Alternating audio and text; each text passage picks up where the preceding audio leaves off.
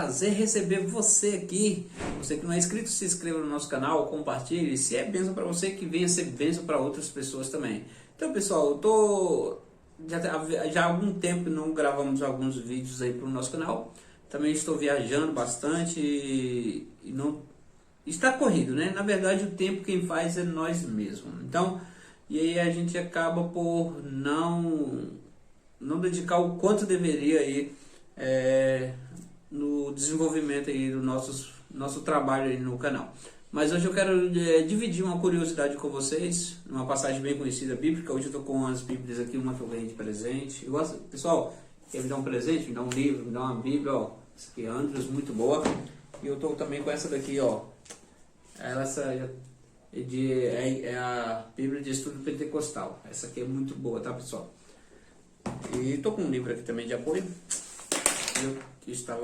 Já havia algum tempo, né? Eu quero partilhar essa curiosidade com vocês, mas acaba que eu queria me aprofundar mais e isso em casa eu consegui fazer melhor. E eu quero partilhar com vocês uma passagem bem conhecida, que está em Mateus capítulo 19, o versículo a partir do 22, que é o jovem rico.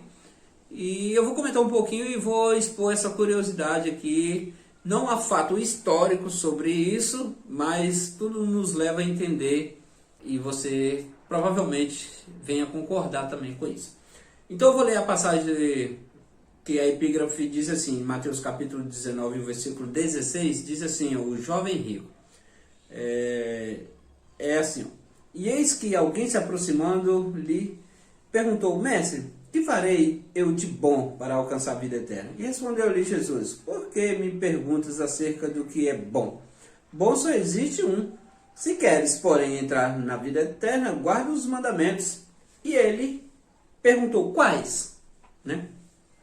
Respondeu Jesus, não matarás, não adulterarás, não furtarás, não dirás falso testemunho, honra o teu pai e a tua mãe e amarás o teu próximo como a ti mesmo. Esses últimos aqui são os mais importantes ainda.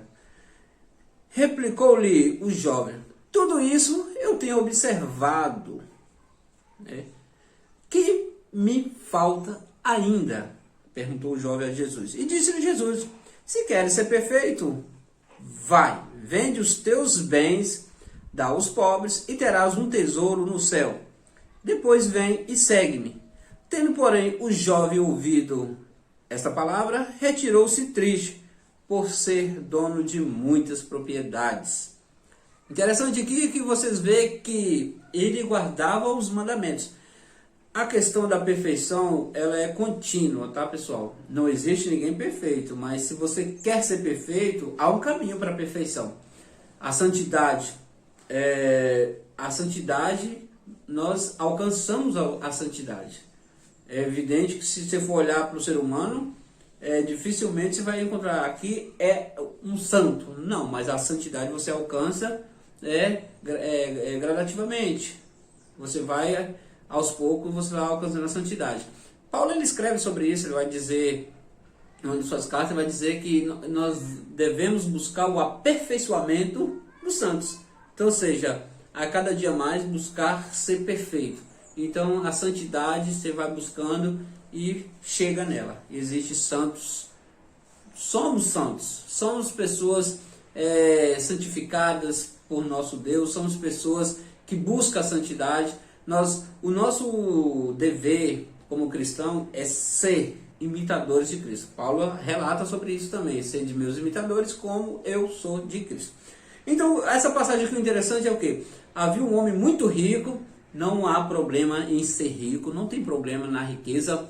O problema é amar mais as coisas do que a Deus. É amar mais as coisas do dia a dia do que a Deus. As pessoas pensam que idolatria, por exemplo, traição, né? É apenas eu me curvar diante de uma imagem, é apenas eu dedicar somente a um ídolo, a uma pessoa que eu gosto muito, e não apenas isso, idolatria. Idolatria é tudo aquilo que você deixa de fazer para Deus por outros motivos. Isso passa a ser idolatria, isso passa a amar mais as coisas.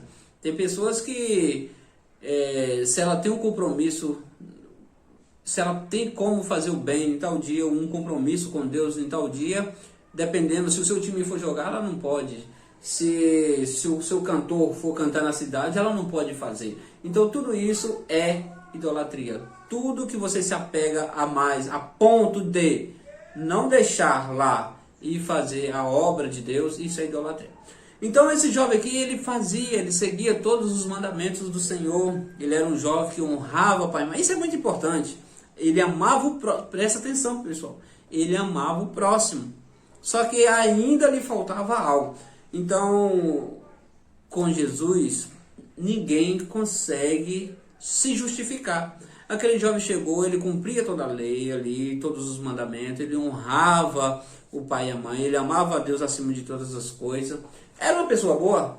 Ele era uma pessoa boa, ele cumpria os deveres de um cristão autêntico. Só que olha aqui que Jesus vai perguntar para ele. Eu quero que vocês foquem muito nisso aqui que eu estou falando, que ele era uma pessoa dedicada, ele era uma pessoa que cumpria ali os mandamentos, ele era uma pessoa que fazia o que as escrituras exigem. Então, vocês focam nisso, para chegar no raciocínio final onde eu quero chegar com vocês. Então, ele era uma pessoa que dedicava as coisas de Deus.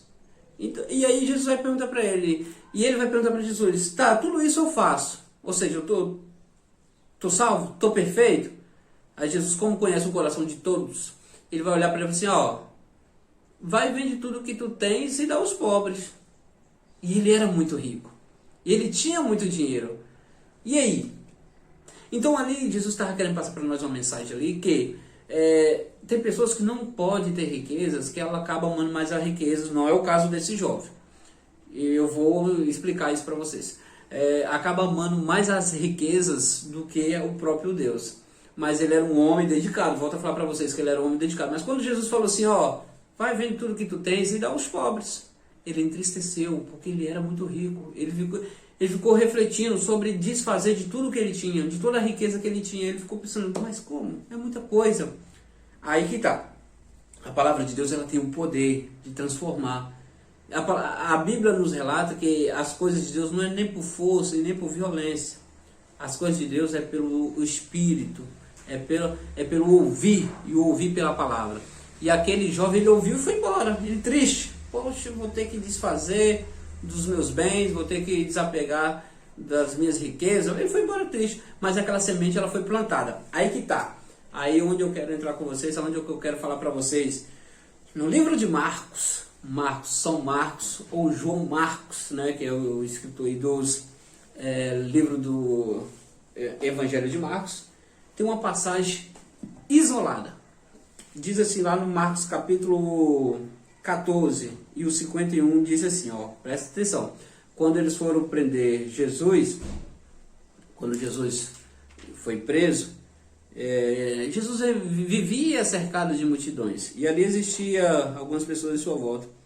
E olha só, eu vou ler o 49, para vocês terem uma noção. Todos os dias estava convosco, Jesus falando para os homens que foram prender, ensinando-os no templo, e não me prendesse, mas isto é, para que as escrituras se cumpram. Aos 50, olha o que diz o 50, dois versículos isolados, 50 e 51, diz assim, ó, então deixando todos, fugiram. Aí o 51, e um jovem o seguia, envolto de um lençol sobre o corpo, nu, e lançaram-lhe as mãos. O 52, mas ele, largando o lençol, fugiu nu. Pessoal, olha só, esse versículo apareceu aqui do nada. Ó, um jovem o seguia envolto de um lençol sobre o corpo nu, e lançaram-lhes as mãos. Ou seja, o jovem estava perto de Jesus. Quando Jesus estava sendo preso, todos os discípulos, todo mundo que estava perto de Jesus ali, fugiram. Todas as pessoas que estavam ali fugiram. E tinha um jovem ali só enrolado num lençol. Presta atenção nisso. Por que isso? Qual o motivo disso?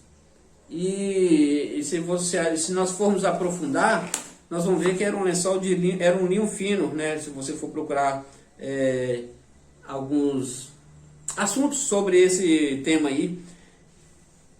E esse jovem ele foge nu. Ele só estava com esse lençol. Tudo nos leva a crer que é quem é esse jovem? O jovem rico. Que esse jovem era Marcos. Marcos, ouviu? Tudo bem que Papias ele vai dizer que João Marcos ele não teve ali encontro com Jesus, mas isso não há prova, não tem referência que, né, que faça com que isso seja verídico.